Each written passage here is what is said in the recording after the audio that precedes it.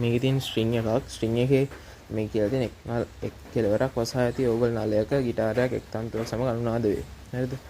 දැන් අපිට මෙහෙම තන්තුවක් තියෙන මේක අනුනාද වෙන්නේ මෙහෙමනේ. කොහොම තන්තු අනුනාද වෙන්නේ. ඒතර මේකේ පුඩුවෙන් ගිහිල්ලා තියෙන භාගයක් ඉඳලා ලැම්ඩා බෙදීම දෙකක් තියෙනවා.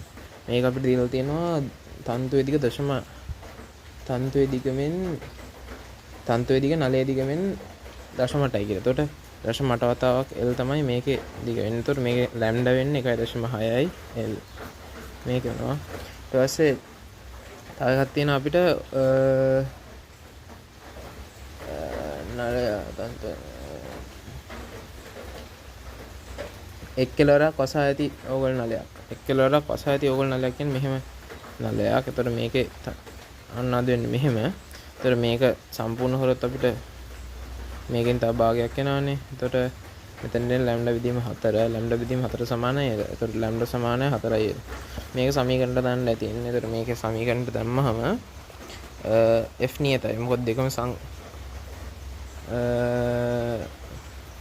කම්පණය වන්නේ මූලික සංඛ්‍යාත වලින්. එතකොට F නියතයි කියලා අපිට දන්නවා. මේකේ උඩින් අහන්නේ තන්ත්‍රයේ තරංග වේගය. තන්ත්‍රයේ තරංග වේගය කියන්නේ මේකනේ.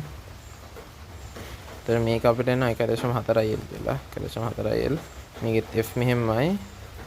මේකේ අපි දන්නා ලැම්ඩා 4යි L කියලා වාතයේ. මේක වාතයේනේ තියෙන්නේ වාතයේ. එතකොට 4යි L. එතකොට L කැපෙනවා F කැපෙනවා. මේක එන්නේ 0.4යි කියලා. 0.4යි.